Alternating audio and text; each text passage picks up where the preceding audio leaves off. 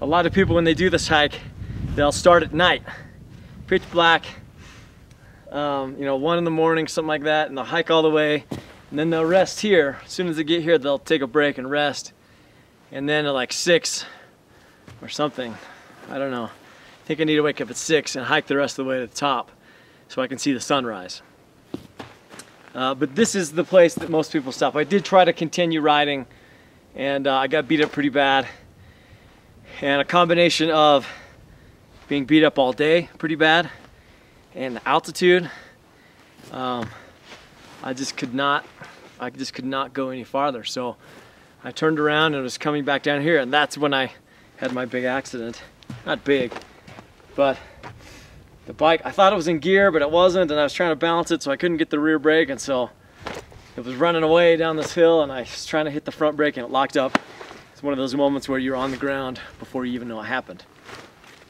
Of course, I had the camera off when that took place, but this is my lovely campground. I'm going to string up a hammock underneath here, and I'm going to hope everything stays just like this. There's no wind, there's no rain. This would be perfect. I mean, I think the reason that people camp here is because if you do go all the way to the top, it's super windy. It's pretty normal for the top of a mountain. So I finally made it. I'm really tired. I hurt my leg when I fell, smashed my fingers when I went down, but not too bad. I got a few bumps and bruises, but that's the point. You know, as stupid as it sounds, that's the point. If I came up here, everything went perfectly. That wouldn't be cool. Well, this seems like a really good place to camp, as long as you don't roll over at night. It looks like somebody has torn all this up, like parts of this wood up, and started on fire. Like perhaps they were up here and very unprepared for how cold it's gonna get, and so they just destroyed this. They destroyed this place and started a fire. Little camping stove, some gauze in case I jack myself up, toilet paper. This is a sleeping bag liner, Gatorade. Here's a sleeping bag. This thing there's the tarp that goes over the hammock. Here is the hammock. When I set up my hammock, I like to set up one side a little higher than the other. That way when I'm sleeping, I can have my head up higher than my feet. Let's see. Oh, this is rated for 20 degrees above Fahrenheit. And right now it's 48. But I can boost this rating with the fleece liner that I have. Also in my bag of tricks, I've got a cycle pump that I reviewed in case I got a flat tire. So happy that I haven't gotten one yet. I have this. Why do I have a giant machete inside my bag? Because I'm in the middle of the jungle. I don't know what's gonna come around the next corner. If there's gonna be a jaguar coming at me, I'm gonna have to slit its throat and skin it and take it home and make a rug out of it. So I did bring some rope, but I just realized that this bad boy,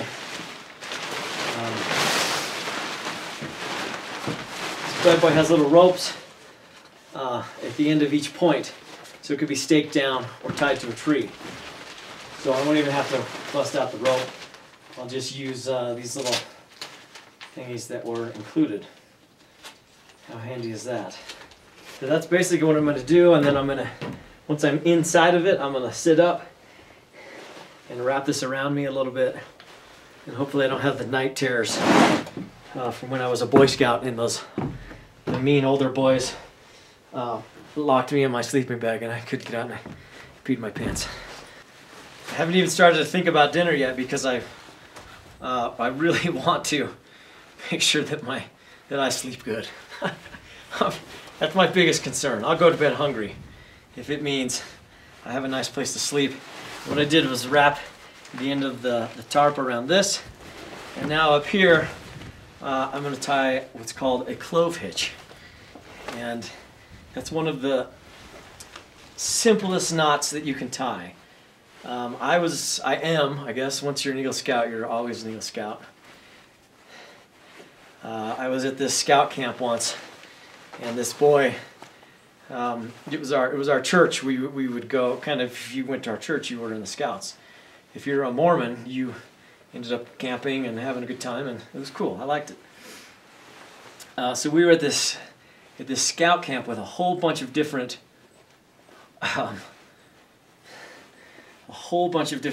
troops, and there were competitions and stuff. And we had this one competition where each troop lined up, and one scout had to run across this field, and there was a log and some ropes, and the guy at that station would tell you, tie one of these. And the clove hitch is the easiest knot in the world to tie. And we'd been practicing all these complex ones, and I run down there and I'm like, what do I tie? And the guy goes, clove hitch. And I was like, okay, that's the easiest one. Because it was a race. You had to tie it and run back and tag your guy so he could come next. Well, I screwed up the clove hitch. I screwed up the clove hitch like 5 times in a row. I guess I was nervous and the rope kept slipping. And I was the reason that our troop lost this competition. And there was a kid who at church the next Sunday, he was supposed to get up in front of everyone and tell how it went. And he kept saying, Grassley, I'm going to tell him the story about how you screwed up the knot, you screwed up the clove hitch. And I was like, dude, don't tell him that story, man. That's not necessary. Nobody needs to know about that. And he kept telling me all church long before he had to get up in front of everybody. I'm going to tell him, Grassley, his name was Zach Kilpack. So I haven't forgotten that. He got up there and he didn't say anything. So thank you, Zach. I have not forgotten how you didn't embarrass me. That's something that's totally not a big deal, but when you're a kid, it's easy to get embarrassed, and that was what was happening to me. I was like, oh no, everybody's gonna know that I can't tie clove hitches. What the hell does that matter? I still can't tie one, by the way. That's wrong. There's just some candy in there, you know. You do something like this, you have a bad day, you want to taste the rainbow at the end. So a little tropical Skittles is definitely in order. But I had this can of beef stew. Estofado de carne, and I kept telling myself, bring a fork, bring a fork, bring a fork. And I forgot the fork. I found a little spoon. I was doing some video. The campers caught up with me, and I got a Charlie horse. Dehydrated, I guess. I made a little spoon out of this piece of wood with a pocket knife. So, hopefully that's good. You'll get a video. It's getting pretty cold out here. This is the only warm clothing I have. Gosh, my toes are cramping up like crazy. So, basically what I want to do is cook this and eat it and get in the sleeping bag. See you tomorrow. Okay, amigo. Bye. Travel safe. If it's too windy, maybe you'll come back here. Those guys are going up to the top, but I've done some research that says,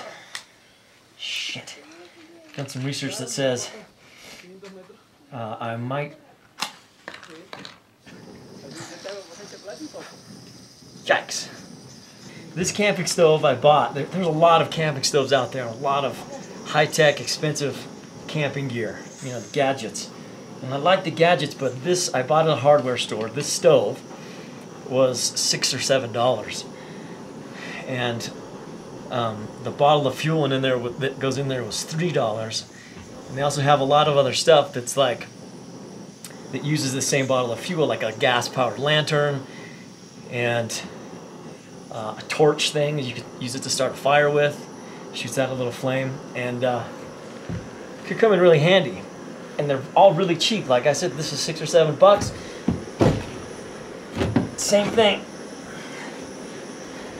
This is I'm making a huge mistake. I had this thing. I was like, oh, should I get it dirty with the stew? But when this gets hot, I can be able to touch it. And this thing, I bought it because it has a handle, so I can just drink it. Scoop it out of there.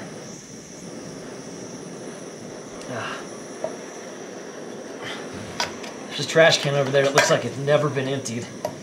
It's filled with crap. So I plan on carrying all this stuff out with me. This mountain doesn't need any more garbage since I'm on a bike. You know, I was talking about cooking systems, and there's that one, the famous one, Jet Boil. It's really high tech and lightweight and compact, and it's super nice. But guess what it does? It gets your food hot for $100. Guess what this does?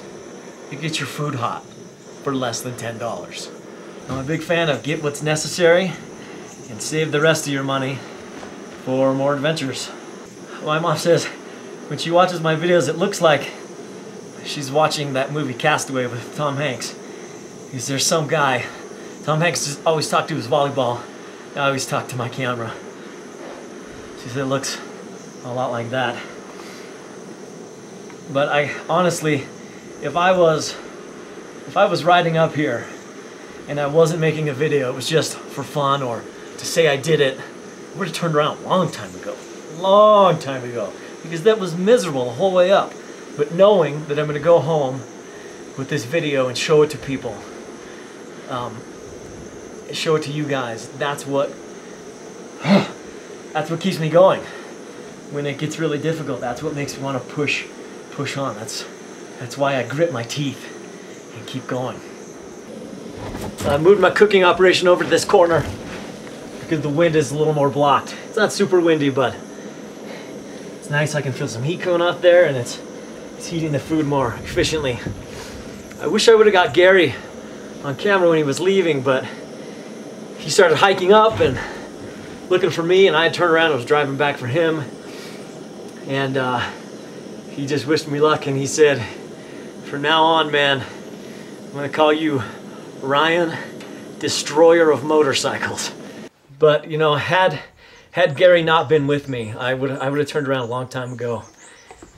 Having someone with me gave me confidence to try things that I would have otherwise been too afraid to try. And I really felt like I became a better motorcycle rider today because I was doing all this crazy stuff and I was so exhausted, and I would see another difficult part and I was like, if I can't stop, I just gotta hammer on it. I gotta give it the onion and get over that, because I do not want to push this motorcycle out of another tight spot. Uh-oh, baby's leaking. Oh, dang, that's hot. Guess I won't be having a hot breakfast tomorrow. I bet jet boils don't do this. I think the thing I hate most about camping is that I suck at feeding myself. When I was a Boy Scout, you'd go with the troop and they would tell you what food to bring, and then they would have some other food for everybody. And when I was in the Army, we would camp all the time and they would say, here's an MRE, and that was it. I would kill for an MRE right now. Some of those aren't too bad. Okay guys, it's really too dark to film anything. Chilling in my sleeper bag. Whoa, sorry. I'm chilling in my sleeper bag and it feels pretty good so far. Temperature right now is 42 degrees and there's still a little bit of daylight in the sky. It's 42 degrees and it's 64% humidity. Let's hope I have enough stuff to stay warm. If I wake up and I'm miserable in the middle of the night, I'll give you an update.